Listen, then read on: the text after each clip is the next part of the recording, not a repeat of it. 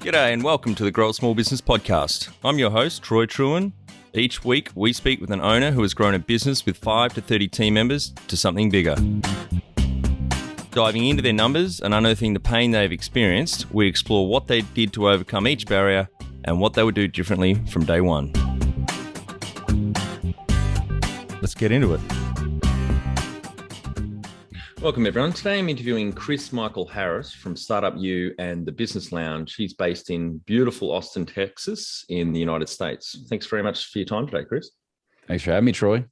Let's start with how we know each other. So Apple on your team reached out, thought you might be a good guest to come on.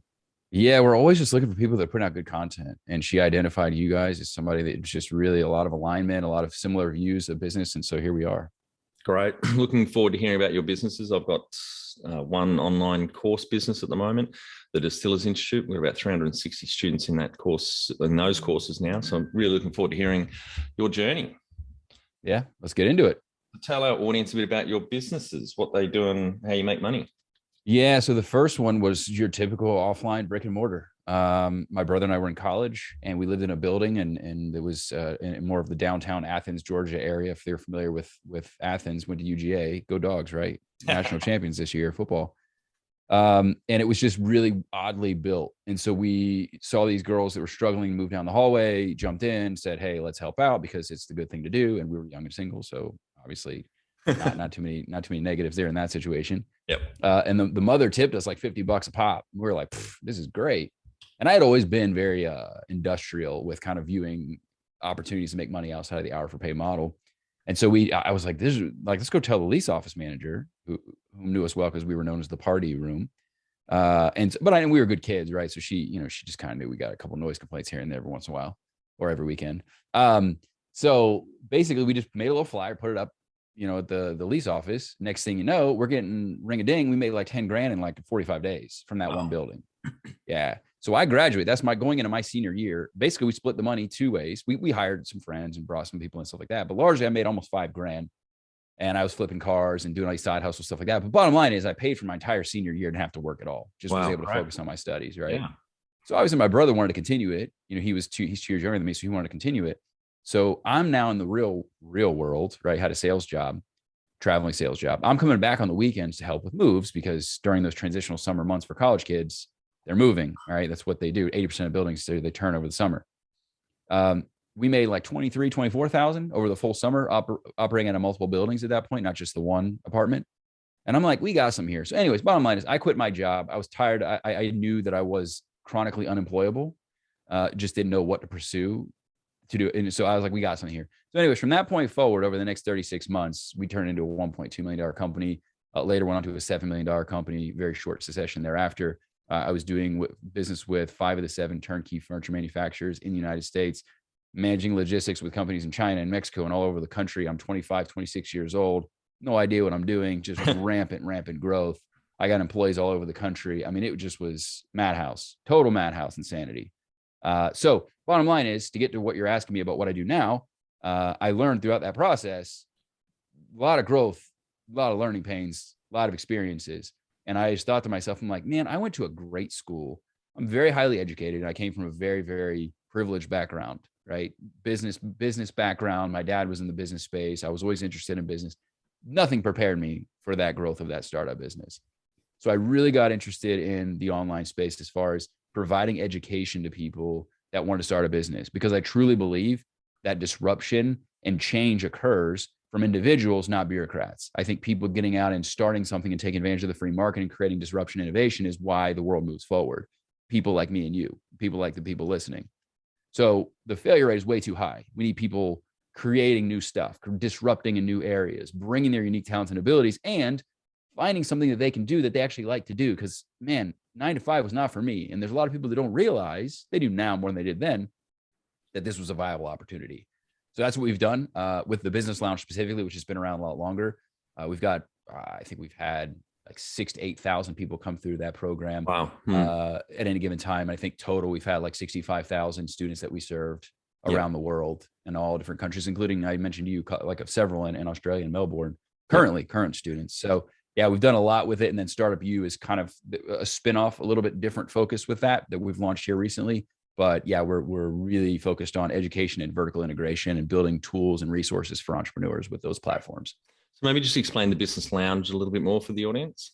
Yeah, so the business lounge was kind of my wife's baby. She started as a social media marketing manager and realized that companies really had a tough time marketing their businesses. So it's an online membership. So you join, you pay a fee, a monthly fee, and there's all kind of advanced marketing tactics and strategies that you can deploy that many people don't realize. You don't have to have a following of 100,000 people on Instagram to make money. In fact, in that first business that I referenced, that we got a 7 mil valuation, I think we had like 1,200 total followers between Facebook and Twitter. There was no Instagram and all this other stuff now.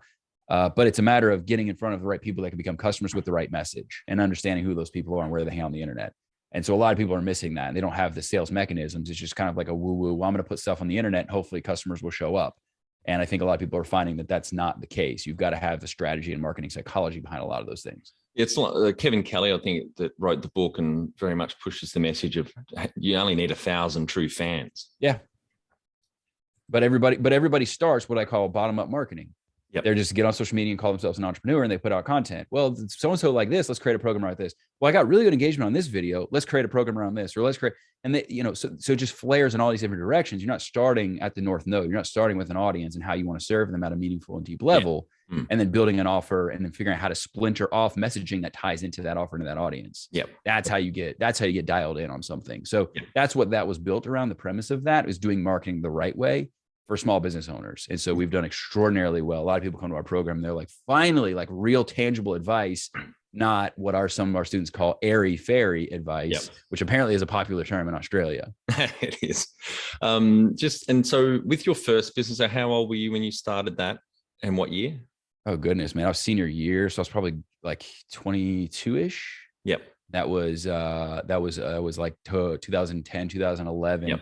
I didn't start it full time on my own till 2012.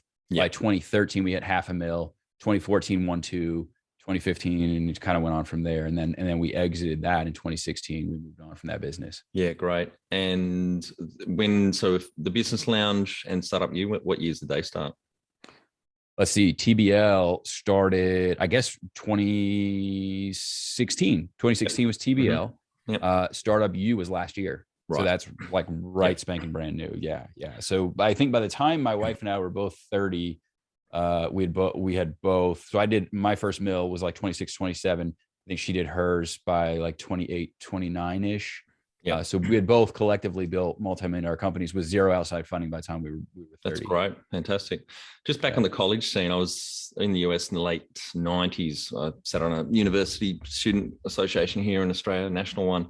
And I was over there doing some stuff for that. And I came across this business. I'm not sure, I can't remember the name of it, may have heard of it, but they started in the early 80s, similar to what you guys started doing, but specifically focused on flooring. Like they would sell carpet.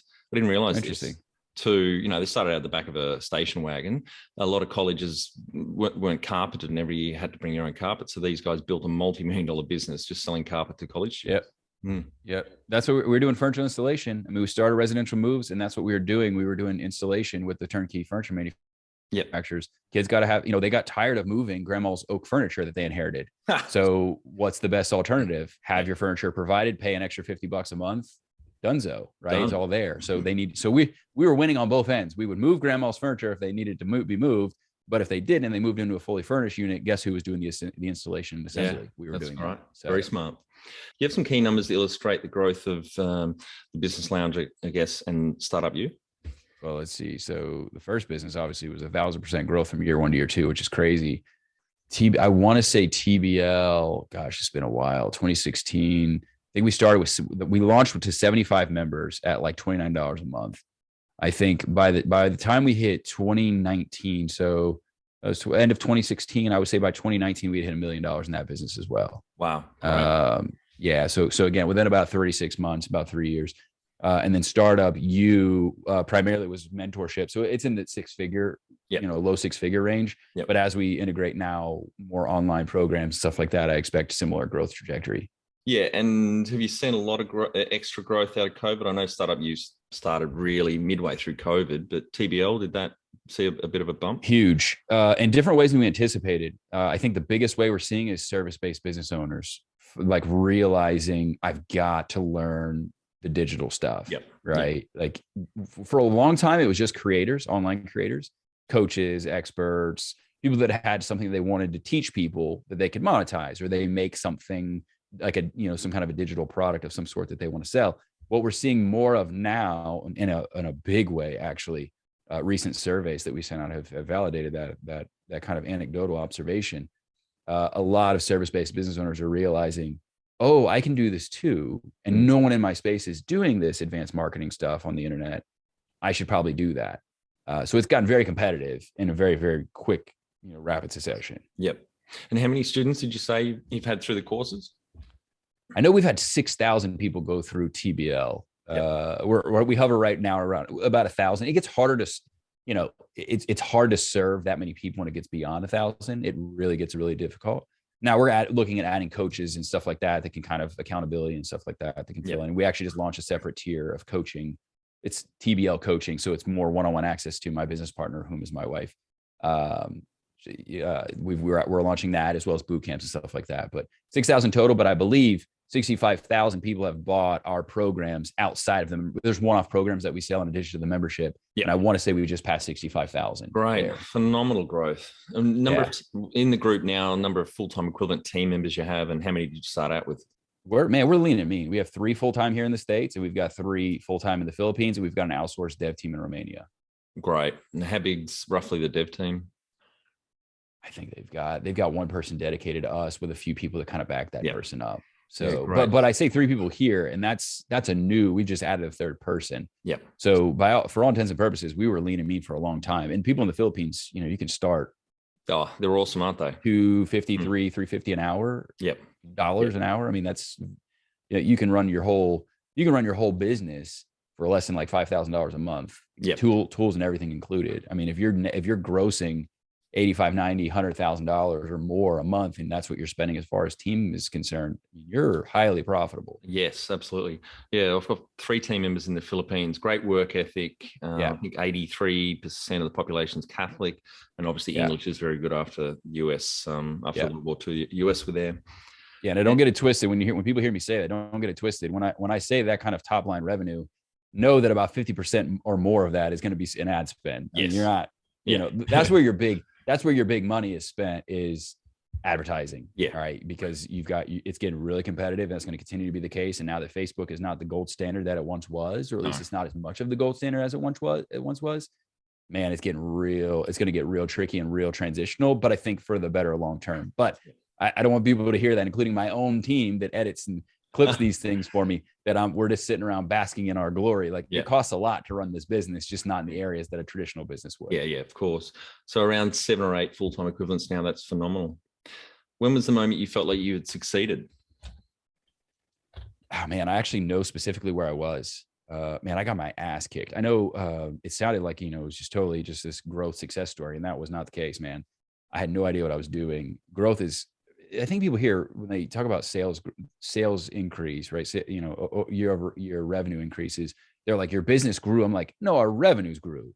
Yep. It's totally different. That's one of the levers of growth in a business, just one of many. But we don't ask how your systems and processes coming along this year. More efficient. How satisfied are your customers now? Yep. Did that improve? We just look at top line revenue. We can talk about profitability, at least here in the States. How much did you profit this year? No, it's all revenue. It's vanity numbers. Yep. Right. And so anyways, I will say, starting out, I was starvation, man. Even though we were making good revenue, I think I did my first 8 months after I quit my job, we did like $48,000. Dude, I was struggling. I was like jogging to my office because I couldn't afford gas. I had a flat tire. It was like I was just, I couldn't afford to have it even plugged. So I would go to the gas station and just put a couple quarters in and pump it up just to get where I needed to go for a couple days before it went back down and it was flat again. I was doing laundry in the bathtub. I lost a ton of weight. I wasn't getting enough proper nutrition. So I started losing my hair. So that growth to $500,000 was almost essential because the business was going to die. I was like, this has got to work or this is over for me. But anyway, so I wanted to make sure I share that because I think everybody just hears them. They're like, oh, the great success. Like, no, you need to hear the stuff too, because there was a lot of that. That's right. But I will say when we got that first installation contract, so keep in mind, residential moving, college students, college installation, fully furnished apartments. There were two different divisions of the company. When we got our first request to do the installation work, and I was determined to get that contract, and then we did a great job. They were like, this is the best experience we've ever had. And they just rolled out like all these other assignments for us, right? Like, can you take them all? Because we're having problems all over the country. And I'm like, yes, we can. And yes, I'll figure it out. So I landed, and this is one of the reasons that brought me to Austin. Actually, I was living in Athens, Georgia, like I said at the time. And I'm in San Marcos, which is just south of Austin.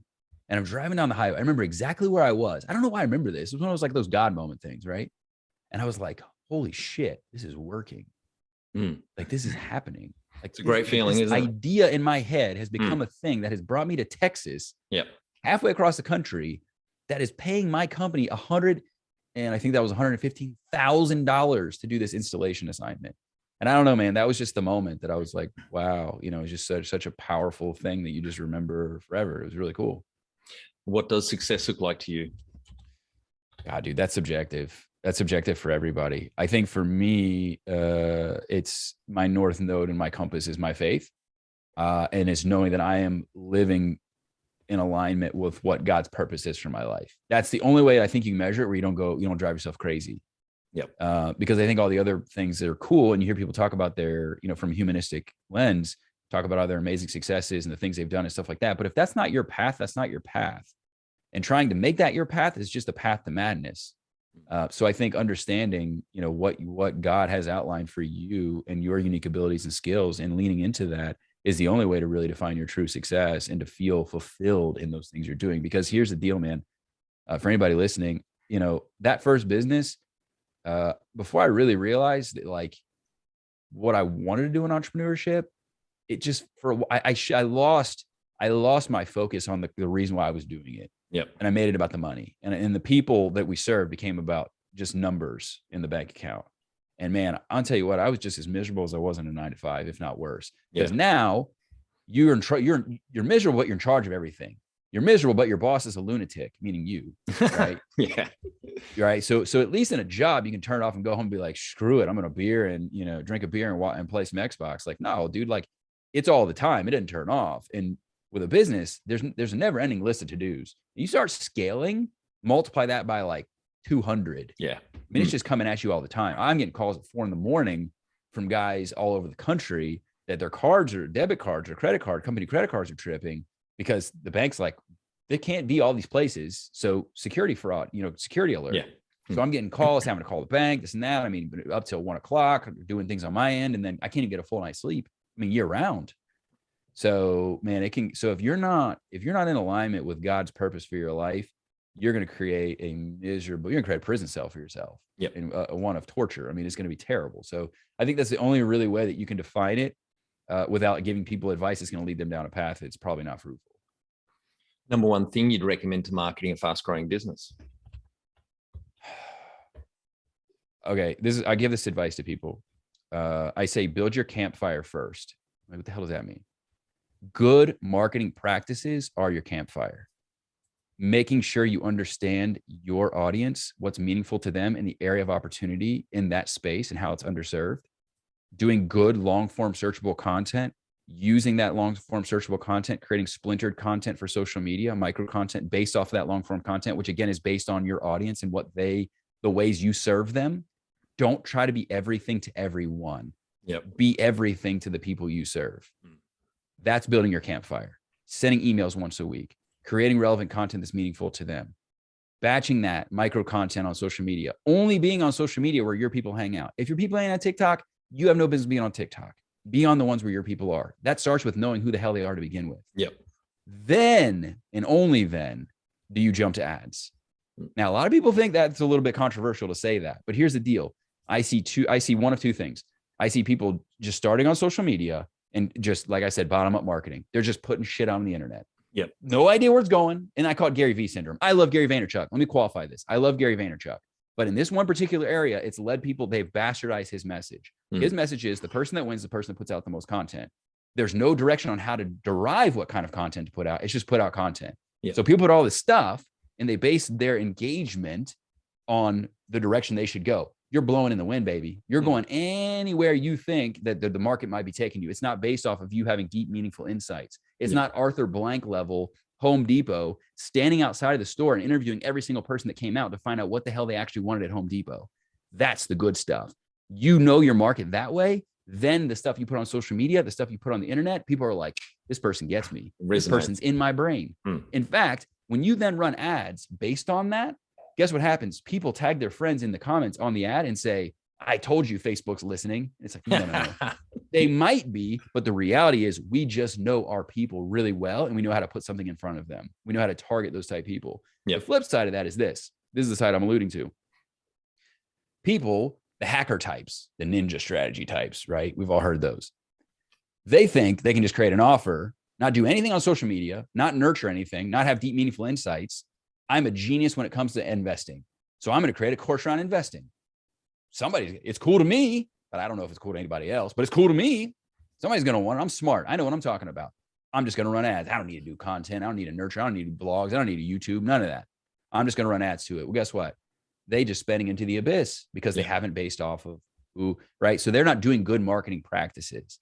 So there's two sides of the equation, both extremes. You got to find yourself in the middle. Doing marketing is not a half-ass thing you spend 30 minutes on a week and think it's going to work. It's just not. It's a full-time job. In fact, most marketers are spending 50 to 60 hours a week. And yet most business owners think that they can just do it on the side or outsource it to some hacky, gimmicky person that's going to run ads in their account using the same template they use for 20 other businesses in the same industry, and that your marketing is going to work. So we really, really, really mitigate the significance in how hard it is to do marketing well. Yeah, something I've grown to appreciate. And I think I'm 22 years now into small business. I've had 14 businesses, 28 business partners in 3 countries. Didn't really value marketing early on, then watched a good mate who started a business at the same time as me in the late 99. But he really focused on the brand and the marketing, and they sold out a couple of times and did very well. And probably 5 or 6 years in, I started to really appreciate what marketing can do for your business.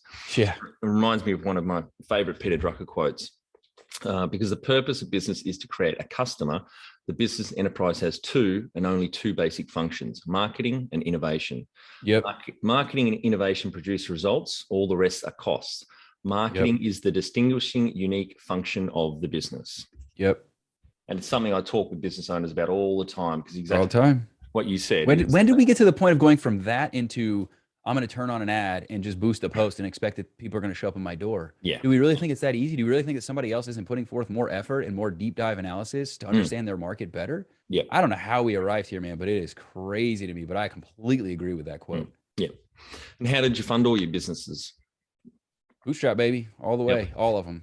Not easy. No other investors? Huh? No other investors along the way? Never. Yep. Great. If you were to start up today with plenty of funding, would you go into your current industry? Yes. It sounds like you've got a real passion for it. Yeah, well, because I think, there's this endless scale, endless opportunity, amazing margins, and it's the future. I mean, look at something like metaverse. You think the opportunity is vast right now in the digital space? Wait till metaverses start launching. And people hear metaverse, they think meta like the Facebook meta. Yeah. Like, no, dude, there's going to be endless amounts of metaverses. Imagine if I could host a webinar that I now host on a 2-dimensional screen where I'm fighting for attention and clicks and booms and bings and people knocking on the door. Now I've got you immersed and you're in my classroom as though I'm one-on-one with you.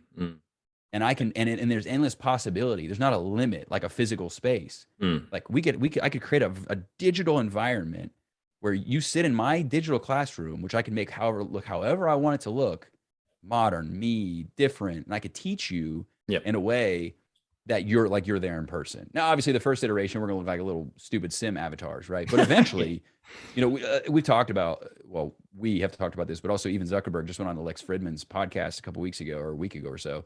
And he talked about how, eventually they could look more, I don't know the word that they use, but more of actual humans, not necessarily more like avatar looking, but eventually become more of like actual human characteristics, recognizable traits. So yeah, I mean, think Ready Player One, like that's endless, vast opportunity. So yeah, being in the digital space right now, and even if you are in the service-based offline space, there's still going to be different iterations of your business that you can pull in, like personal trainers or people that own a gym. Imagine now you can not just serve people in that localized community with a hyper-local business. Now you're going to have people join live training sessions with their headset on from anywhere in the world and partake in your exercise program. Well, look at Peloton. Apart from their recent Peloton, exactly. So yeah, it's going to get endless. And I think we're strategically positioned. I love the business that I was in. Part of the reason I wanted out is because the lack of scalability and the ridiculously razor thin margins. Yeah. So I would stay exactly where I am, but maybe integrate some SaaS and other things that we're already currently thinking about. Can you outline the most stressful point in your small business growth journey so our audience can learn from it? The most what? The most stressful point. The most stressful point. My gosh, they're all stressful. Anyone moment I think so. So I think a couple of things. I think maybe we look at this as a season of business type thing. I think when you're starting, the most stressful thing is seeing how many people do what you do and not knowing how the heck you're going to be any different. I think that's extremely stressful. The first thing you do is what I've already talked about. You got to run insight surveys. You got to really roll up your sleeves. That's the heavy lifting. That's half the battle, is understanding your market and understanding the opportunity in your market, looking at other people and what they're doing and how you can provide a service that's different than theirs. Competition is a good thing, not a bad thing. People see somebody else doing it. They see one person that is doing something and they're like, oh, somebody's already got that box checked. I'm like, imagine if Walmart had that perception. Yeah. In fact, I just shared this with our audience, a newspaper article that says, can Walmart compete with the big guys? And it was like Target, Kmart, et cetera. It's like, can small time Walmart compete? And it's like, they obviously, right? So we don't think about it that way. We don't think about it through that lens. So that's the first thing, is that's extremely stressful, not knowing how you're going to compete in the world. So step by step, first thing you do is know your audience better than anybody else. The next thing is this. Then when you do start hitting growth, you are making money. What you need to do then is focus on, I have to transition from this hustler into now more of a business owner mindset. And that's really tough and really stressful. The stress is going to come from your list of to-dos is going to be endless. Now try scaling. It never stops growing. And the problem is we go in with this taskmaster mindset. First thing I tell people when you start growing is you have to divorce your taskmaster. Yep. You have to focus on impact areas, not task areas. You will drive yourself mad trying to do everything. Your goal at that point is, how do I get to the thing that gets me the resources I need around myself so I can create the job for myself where I need to be? This is the metaphor I use. Imagine Amazon, you could order a kit car, right? Like an actual vehicle in a box. And your job is to put this thing together so that it runs and you could drive it places, right?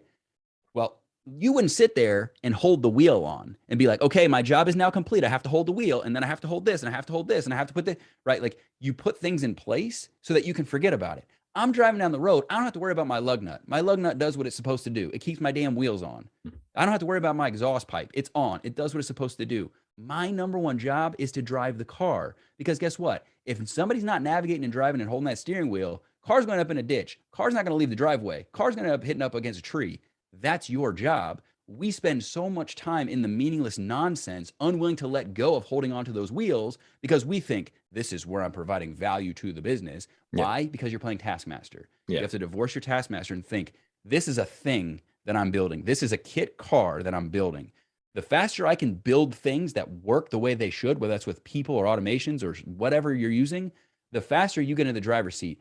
The people that do that most efficiently are the people that scale and exit, or that scale and have a beautiful life and can go do things and their business runs on autopilot. It's just the reality of it. We make our lives harder than it has to be. So those are the two seasons. Obviously, there's a lot more nuance than that, but I would say that dig into your audience, make sure you are becoming and evolving into becoming a business owner, not a business manager. Yeah, totally agree.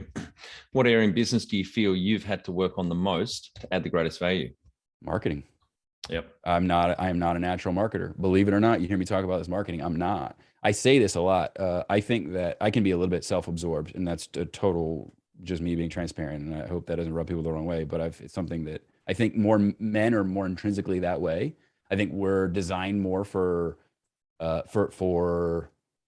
survival and competing, right? I think women, by and large, are more empathetic, just by and large, obviously not being stereotypical. I think that women are great because they deploy tactical empathy. They're just naturally good marketers because they can empathically feel people better than men. I was one of the ones that was like, well, I know what I'm talking about. I built a multi-7-figure business. You should listen to what I have to say. And I built this program. I wasn't listening to what people wanted. It was about what I thought that I wanted to sell. It was about my ego, right?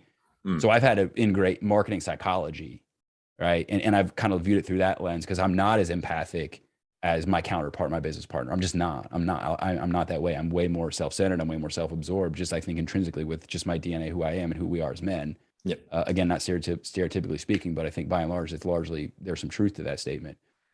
So for me, it was how do I make this work more through a psychology lens to overcompensate for the fact that I'm not as empathetic as my business partner is. So that was a huge struggle for me. And I spent years trying to figure that one out. What have you enjoyed the least about managing fast growth? Staying stuck in taskmaster mode when it was unnecessary.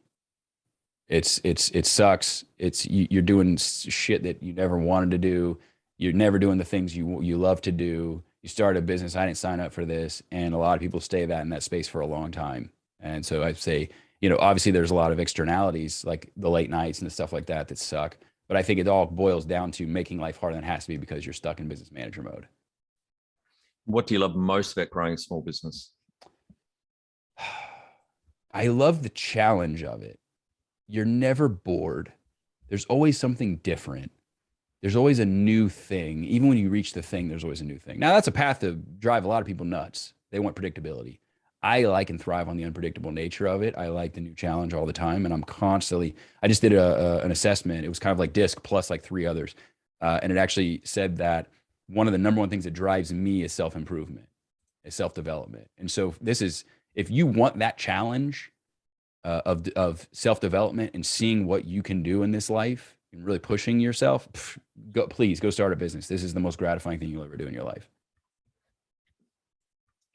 What has been the biggest mindset shift for you in your small business growth journey?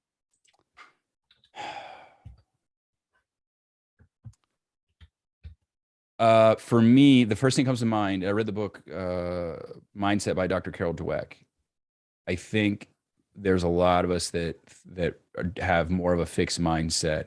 It's I'm this way because I was born this way. I'm not good at something, not looking at, okay, what do I need to develop that's going to make the most impact right now? Or what I need to develop that's going to allow me to achieve the thing that I want to achieve, whether that's marketing or otherwise. So I think understanding that you can grow and lean into your strengths or exploit your strengths in many ways to the benefit of your prosperous business, I think it was a huge breakthrough for me that allowed me to just kind of lean into who I am.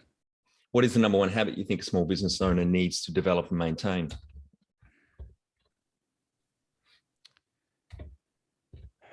This is kind of multifaceted. I think if I had to give, and I know you're gonna ask about a book later on, but I'm gonna go ahead and jump into it now. If you can develop the habit of making the one thing for right now, and I'm talking about the book, The One Thing by Gary Keller. Yep. That is going to help you more than anything else focus on what is the biggest impact thing you can do right now. I think many people think that business owners are just doing all these things, and that's why they're successful, because they're doing 72. They're jugglers. They think they're professional jugglers, and they're not. In fact, I was shocked to interview, and I've interviewed crazy people, like people that not like crazy loony people, but like people that I can't believe that I had their attention on my one-on-one attention on my show, right? Like the Damon Johns and the Barbara Corcorans and Grant Cardones. And I'm shocked to find out that like they have 4 major initiatives for the year. 4, not 400. I have 4 major initiatives a week the way I was operating. Yep. They have 4 things a year, 1 a quarter. Yep. And they just sprint of that one thing. And they are super hyper focused. Yep. And they know, and this is what the book, The One Thing, talks about. They know that means there's going to be chaos in other areas. You have to accept that. Businesses, we feel like everything has to be perfect, and that is success. It's not. Success is hyper laser focus on the one thing that is going to get you to where you need to get in that season of your business, understanding that there are other things that are going to have to be a little chaotic at the moment. And that just is what it is. Yep. Right. So for me, I think if you can go through that process of developing and honing in on what's the one thing, hyper laser focus and sprints towards that, not establishing that webinar that converts in 5 years. How do I do it in 2 months? How do I get a webinar for a $2,000 program selling 2 to 3 programs a day? Now you got a 6-figure business a month. Yep. Just selling that program 2 or 3 times a day, or, don't check my math on that, but you get my point overall. Like, you've got a business that can now hire a bunch of resources. So these people are doing 72 things, right? But selling that one damn webinar 2 or 3 times a day, just 2 to 3 sales, you could hire a marketing director, an operations manager, an executive assistant from selling one program. So just people are doing too much shit is the bottom line. They're doing too much stuff. Slow down. What's your 4 things for the year? What's the one thing that makes sense right now? Hyper focus, sprint, build resources around yourself, build systems so you never have to address it again. Move on to the next one. Great advice, Chris. Absolutely agree. I certainly was unfocused early in my business career, probably the first 5 or 10 years. I'm still obviously working on it, but I'm very much of that quarterly mindset and clear laser focus on one thing. Yep. Want to become the best manager you can be? Check out our Kick-Ass Manager course at growasmallbusiness.com. Do the course and add your fellow managers for no extra cost. Join the 30%. 70% of people quit their job because of their manager. Can you talk to how you've added people to the team, some wins, mistakes, and advice for those listening? Yeah, big fan of good to great. You can't go wrong with that. Slow to hire, quick to fire. If you know somebody's not working out, it's going to blow up in your face. If you kind of linger on it, well, let's see what happens. It's going to blow up in your face. It can become litigious, or and here's the deal. This is a statistic I heard from a friend of mine that's really in the hiring space. He said that every missed hire, like every hire that doesn't work out, it costs you 3 to 15 times. A study was done, 3 to 15 times whatever you paid them. That's right. Yep. I've heard that, their annual wage. Opportunity cost wise. Yep. So that, and here's the deal. And this happened. Well, I won't say the name of the company. I shouldn't say that. There's a tech company that here in Austin that's grown extra, like just huge, major, right? Like big growth. And one of the stories that I heard from this same person, he said that him and several other people left because of one toxic person that the team held on to for too long. So it wasn't just the cost of that person. They had to replace like 3 or 4 other people, and I'm guaranteeing the culture was never the same again. No, you have to protect. It's like having a family member that's like really toxic and it's affecting the entire family dynamic, right? Like, I'm not saying go get divorced. That's not what, or get rid of your kid, right? Disown your kid, and got to protect the culture of the family. That's not what I'm saying. But with a business, you really have to protect that culture, right? You really have to protect it. So, Good to Great talks about, and if you haven't read it, definitely read it. Jim Collins, fantastic, one of the best books you could read. For as a business owner, for sure. They will operate at suboptimal staffing until they find the right person. Chick-fil-A is the perfect example here in the States. Chick-fil-A corporate has an average of 17 corporate interviews before they make a hire. 17 with like 5 or 6 different people, or 4 to 6 different people, something like that. Insane. They want to make sure you're Chick-fil-A, not just are you talented. That's right. And so make sure they fit your culture. Take them through the ringer, slow. But if it's not working, so if they fit the culture and they're not working out, try to move them into a different role. Right. Like maybe they're just not good at accounting, but they're maybe good at like data analysis. I don't know. It's just a random example, right? Try to move them around. If you move them once or twice and it's still not working, even if they are a culture fit, move on. If you find out they're not a culture fit, literally, I mean, we've had people, and this is another tip. We do 90-day probationary period for every single hire, period. 90-day. Meaning we're going to re-examine the hire after 90 days. You're not officially fully hired. You're part-time, you're this, you're that. You don't get benefits. You don't get all the things. We're not married, we're dating. So that's part of it. So not only are we slow to hire, and there's significant culture tests that we take them through in addition to written applications, verbal applications or verbal interviews, et cetera. But then you have a 90-day probationary period with a review, and we'll move on. And we've done that. We moved on within 30 days of somebody that wasn't a right fit. So slow to hire, quick to fire. But I wanted to give some context to that because I'm pretty sure everybody's already heard that by now. Absolutely. And your point there about, I look for 2 things in hiring: attitude and aptitude. So if they've got the right attitude and cultural fit, yes, you can move, as Jim Collins said, from in good to great. People aren't your most important assets. The right people are. Get the right people on the bus, the wrong people off. But I think as importantly is right people in the right seats, because you might get a good cultural fit and a smart person, but you just haven't quite got them in the right seat. It's fucking bizarre to me, Chris. It's similar to marketing, how small business owners undervalue or under invest in recruitment. It is the most important thing a manager does, is getting the right people on the bus. The problem is we get this is what we do. We're stuck in, I totally agree with you. We're stuck in business manager mode so long that we're so desperate and overwhelmed to just offload some of these things we've been managing for so long. And we wait till our very wit's end. I'm going to quit this stupid thing if I don't hire somebody. So what we do, we rush to hire somebody, or we outsource and just throw them the keys and say, I outsourced, handle my marketing, right? We get to our wit's end and we just start throwing shit out of the bag and being like, okay, well, somebody's going to do this. So it's like, you didn't put them in a position to succeed. No. You didn't really make sure you thoroughly vetted a person. But I've seen that come from a place of desperation. Warm body not from a place of actual prudent, diligent research and finding out how the right strategy to hire people are. What are some things you recommend to building a sustainable and kick-ass culture to help with the growth? Oh man. I think it's constant reminder of the goal, constant reminder and reiterating of the values that the business has, constant communication. Especially with having a virtual team, you've got to constantly be on, live your values. The good thing about a startup is you can infuse your actual personal values into your culture, right? You don't have to make it something that you're not. You make it something that you are. So you can fully lean into that if you actually build that. And people are like, well, I can't build. That's for when you have a big company. No. You build a company, a culture of one. Yep. And that starts with you, right? Then it's easy to build on top of that because you're building a culture based off of your values and what you want to do and the purpose you want to serve in the world. Find people that align with that. If you do that right, it's crazy. I've had this happen multiple times, and it's like no one talks about this kind of shit, but this is like the most amazing thing that can ever happen. When your dream becomes their dream, meaning you hire somebody and they're like in it for life. They have one freaking life to live and they want to live it to help your dream. Yep. That's when you have good culture. That's when you have value alignment. You figure those things out. You make sure that you live and lean into that all the time. And you constantly reiterate it. The ways you serve people, why you serve those people. Again, starting with audience, starting with value alignment. You do those things, you'll find people that start gravitating, like Chick-fil-A. I mentioned them before. Or shit, I have like Apple.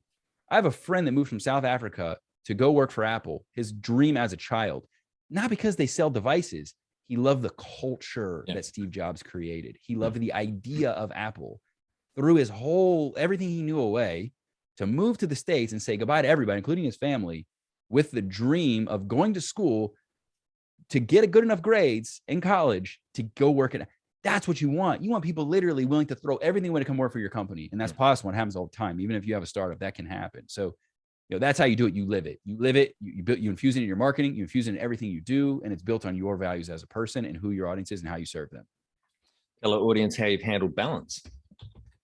I don't believe in balance. I believe in counterbalance. And that's actually in the book, the one thing that I mentioned. Yep. I don't believe that it's possible to find this harmonious, like I'm in perfect balance, right? We're not monks here, we're entrepreneurs, right? So what I believe is this. I call it, this is really a nerdy thing, but this is how my brain works. I call it the execution strategy seesaw paradox. I know that's ridiculous, but effectively it's the same dynamic of Think and Grow Rich, where he talks about how you can't have opposing emotions, right? Like you can't feel love and hate at the same time. It's not possible. So it's much the same in business. You have strategy, execution, kind of this flow back and forth. The perfect harmonious balance is to lean into those extremes, but then to, like, if marketing, for example, nerd out on marketing, that's what's necessary right now. Then you kind of go back and you make sure you have counterbalance in other areas. If you're working really hard and you have sprints, okay, then make sure that you're infusing quarterly vacations to disengage, or you're working really hard 5 days a week. Okay, make sure on the weekends you're fully disengaging and you're right. Yep. So giving yourself the antithesis of where you're investing extremes in other areas, and make sure that extremes are met with other extremes. So for example, I am a ridiculous biohacking health nerd. I do all kind of therapies and shit and I take more stuff and do more stuff for my health than I pay for my living expenses. That's a true story. The reason being is big goals require big energy. So I know that I have to counterbalance what I'm doing, what I'm putting on my body, the things I'm putting myself through to work at the pace and with the stress that I do to do the things that I do. And when I say stress, I don't mean stress like, oh my God, I'm freaking out. Like stress in terms of working 12-hour days, 10, 12-hour days, all the things that require accelerated growth, right? It's just part of the game. So you have to do those things to provide counterbalance in your life. And that applies to everything you do. How much professional development have you invested in yourself over the years? Oh my gosh. If I had a receipt, I don't know, a lot, $250,000 plus easily. Yep. What about mentors or coaches? Have you had them along the way? Yeah, same. I mean, some of them are, $50,000 working with them for a day. I mean, literally, I'm not even exaggerating. So yeah. But here's the deal. People balk at that and they're like, whoa. And it's like, yeah, but dude, they're where you want to be. Yeah. I never get that. People talk about like, I don't have time to read. Bro, you don't have time not to read. What are you talking about? These people have done what you want to do. And they've already carved that path. They've left it in a book. They left a diary for you of how they did it. You don't tell me, you're going to tell me you don't have time because why? Because you checking your damn email inbox is more important than reading how people got to where you want to be? Oh, Netflix. Come on. Check yourself, bro. Like that's not what it is. So for me, man, that 50 grand, I look at it as this. What is my ROI going to be? Yep. Working with somebody that I've identified. Now that doesn't mean go find any Joe Blow on the street and throw 50 grand at him. Find somebody that has done what you want to do, that has the values that you have, that in the space that you are in with the domain expertise that you're trying to acquire, build your way to that point, and then get to that point where you invest 50,000. I guarantee you will more. I get this. We had one promotion. We made back the money on that investment in one promotion, literally using the mechanism that we learned from that mentor in one promotion. In 4 days. We made that money back. So, and we've used it multiple times from henceforth, multiples more than what we invested. So we got to change our mindset. We have to think about, what do I need to do to acquire what I need to get the accelerated growth that I want? Accelerated growth doesn't come from taking these little tiny marginal steps forward. It comes from taking and finding and identifying, what are the big leaps? What do I need to accomplish those big leaps? I need someone that's done it before so that I can skip all the bullshit that they had to go through so that I don't have to go through that. Now, I'm not a believer in skip the steps, but I'm definitely a believer you can do them faster. And a mentor will help you do them faster, much faster. Finding the right mentor is worth, my wife said this, buy it nice or buy it twice. She always says this about anything. That's great. You can go get these little schmuck mentors and pay them, $150 an hour. Okay. Or you can go get the right mentor you need, pay 50 grand and end up with a multi-million-dollar company in a matter of years after that. Right. So anyways, yes, mentors for sure. Coaches for sure. Do you have a board of directors or advisors? I do. Not so much in this business, more so the moving and installation business, just because all the moving parts and pieces, we've kind of limited it with this business. It's like one or two. Before we're on to our final 5 questions, you're one of the few we've had on that have exited a business. Any advice for the audience about thinking of exiting or what you do differently there? God, it takes so much. Okay. So for one, you better have your books in order. Like, that's a big thing I see with entrepreneurs is your books are not in order. That's a huge thing. The second part is this is not, you're not flipping it on eBay, yo. Like it's not, it's just not like hop on wheeler dealer, throw it in the microwave, dunzo. Like, and that goes with raising capital too. Like all those processes, I think when I was on the hunt and we never raised money. You asked me if I raised money, but at one point I was pitching us to raise money. And I pitched 725 investors in like 3 months, like 90 days, just absolutely insane, just velocity. Right. So it takes a lot of effort to actually exit a business, and it takes a lot of time. So you may find that, hey, it makes more sense for me with this particular business to just shut it down, take what I've gained from it and go off to something else. Because it is a process. It is a lengthy process. But I would say this, there's a lot of people, even if you sell, like, I don't know, there's elements of your business, assets of your business, like your email list or things like that sometimes people will purchase, other competitors will purchase, stuff like your domain, stuff like that, people will purchase, even if it's for you to go away. All right, Chris, one of our final 5 questions. What do you think is the hardest thing in growing a small business? I think some people are just not patient enough. I think I saw the average age of a successful founder was 43. The average age of a millionaire is 57. I think we live in such a microwave TikTok society now that I think people are just not patient enough. Yep. And they're not persistent enough. And I think that is a consequence of our societal standards now. Yep. They're like, well, I'm not a millionaire. It's been 6 months. It's like, well, I'm not a billionaire yet. And I've damn sure put in my work to feel like I should be, right? Yeah. That's an exaggeration, but it takes a long time. And I would say this too. Scale can happen in like the blink of an eye. It happens. It's crazy. I don't understand it. It just, you get to this point where it's so laborious, and it's just like, I feel like it's easier to get to 7 figures from 6 figures, like 100,000 to $1 million. I think it's easier than to go from 0 to 6 figures because all that heavy what you're doing from 6 figures to $1 million or beyond. Now that gets, when you get past 5 million, and then you're talking like 3 to 5 is kind of no man's land. When you get past that, then you're talking about like becoming a real boy in the world, right? You're not Pinocchio anymore. Like you're a real boy and you've got to like do real boy things, right? But prior to that, I'm talking like 6 to 7. Let's just keep it focused on that. Getting from 0 to 6, you're doing all that hard work. You're figuring out who your audience is. You're figuring out how you're going to market yourself. Right? From 6 to 7, it's like, well, now I'm just scaling that. Yeah. Right. Now I'm just putting ads behind what's already working because I've done all the hard work. I've done all I kind of know the language my audience speaks. Anyways, that would be, those are just some of my initial thoughts. Favorite business book would just help you the most? Yeah, I mentioned it. I really do think this. I would start with The One Thing by Gary Keller. I know I've said it like multiple times now, but I really do believe if you start with that book, it's going to get you operating as though you should be an entrepreneur. The second one I'll mention is this. This is a mentor of mine, Gino Wickman. Gino is the kind of the founder of EOS, entrepreneur operating system. And he wrote the book Rocket Fuel, which changed my life. You may be a visionary entrepreneur like me, and having an integrator is the piece that's missing. I usually don't advocate for most people to start go into business partnerships, but I have benefited mightily from having an integrator, like rampant growth from having that. So I would say one would be let's shape you, the entrepreneur, first. The one thing by Gary Keller will get you operating the way you should.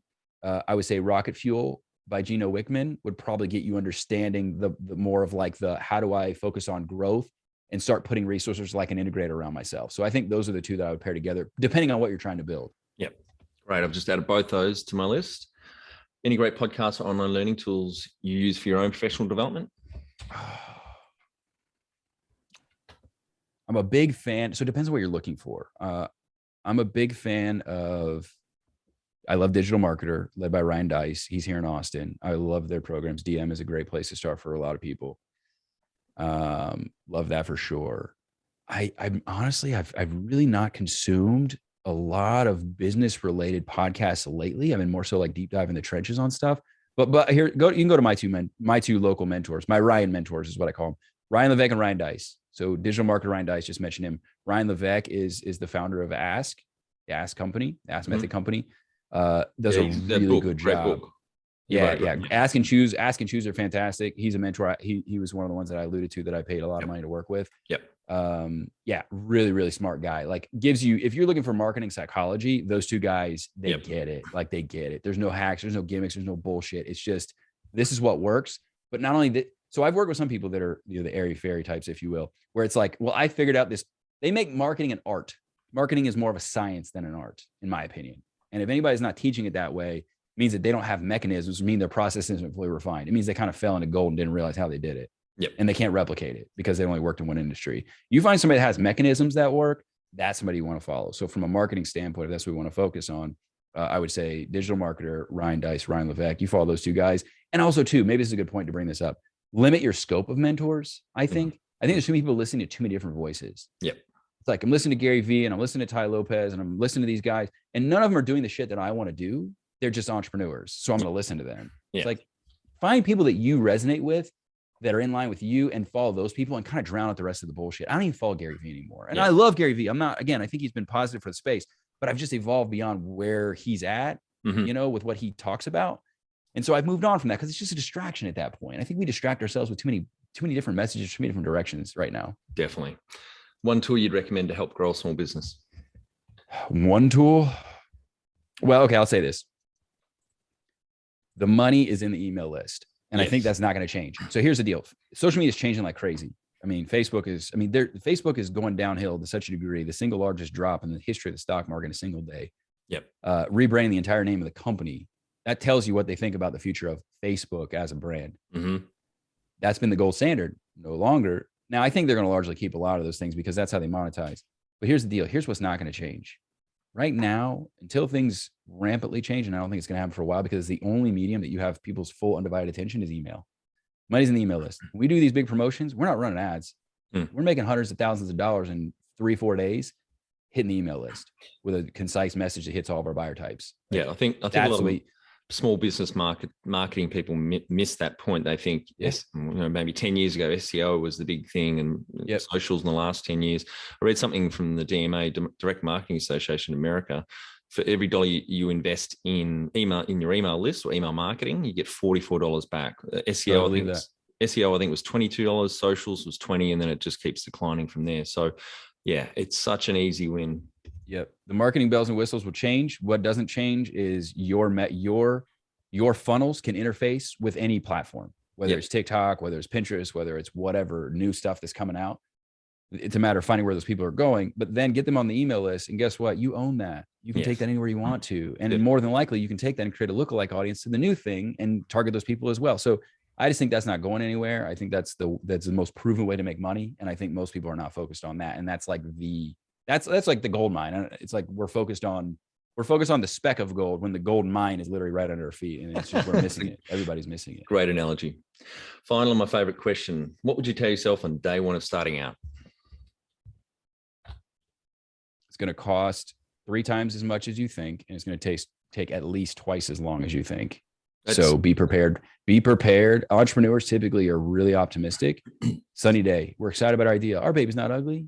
Okay. But But guess what? You need to prepare as though it's going to rain like hell. Yeah. So bring a rain jacket and bring an umbrella and be prepared for that. Make sure that you are not putting yourself, I say this, you need to be urgent, not desperate. Urgency, not desperation. Make sure that you have yourself financially, mentally, emotionally, all the things in a situation where you're urgently building your business because it's a priority. Now, don't get too comfortable. Oh, I'm building my business. 10 years later, oh, I'm building my, no, you got a hobby, bro. Urgency is the sweet spot. Desperation, you're going to make really bad decisions. You're going to wind up blowing your whole life savings. You're going to borrow money from a family member and not be able to pay it back and have that hanging over your head. You're going to do some really wild shit. You're going to see things yourself that, and obviously I'm speaking from experience, by the way. Yeah. But yeah, all that stuff, man, it's just, it's not a good place to be, or desperation's not. So find that sweet spot of urgency, be proactive, and know that it's going to take way longer than you think. It's going to cost a lot more than you think. Yeah, I think that's Stephen Covey, seven habits of highly effective people, working on the urgent, the important, not urgent, but similar concept to what you're just saying now. Yeah. It might be, yeah, he might have said it and I've just stole it from him and relabeled it. Maybe I did. I don't know. And that's 3 times as long and twice as much. I heard that. I call it the rule of 4x2. I don't know if America, but it's a piece of wood here in Australia. It's called a 4x2, a standard piece of wood, 4x2. And this VC was speaking, and he said he gets pitched a lot, obviously. And he one of the first things he says to people that he invests in is it's the 4x2 rule. It's either going to take 4 times as long, cost twice as much, or take twice as long and cost 4 times as much. The only difference is you get to choose which path. Yep. Those are probably more accurate than what I said. So that's good. That's good. Good insight there. Well, thanks for your time today, Chris. I think the audience got a shit ton of value out of what you've shared with us. Terrific journey. 3 businesses, you've exited 1. You and your wife are doing extremely well in a very valuable space for small business owners. So really appreciate your time today. Yeah. And real quick for your audience, what I would appreciate if you guys could do is, you guys don't see the work and the commitment that goes on behind the scenes here with what Troy's doing. If you could take 20 seconds, I promise you it only takes 20 seconds. Do 2 things: subscribe and leave a review. The reason being is that those are the 2 main factors that the podcast apps consider when they show your show to other people. So if you could help my friend out here from here, it's like leaving a tip for your waiter, your waitress. It doesn't cost you a thing to do it. It's just literally takes you 20 seconds. I'd appreciate if you could help them out. Thanks, Chris. I really appreciate that, because that is a big thing that we're saying to look for right now. More reviews helps more business owners find the car. So really That's right. That's it. Thanks for listening. Please leave a review in iTunes or whatever platform you listen to us on. It means more small business owners will find our cast and help people with their business growth journey.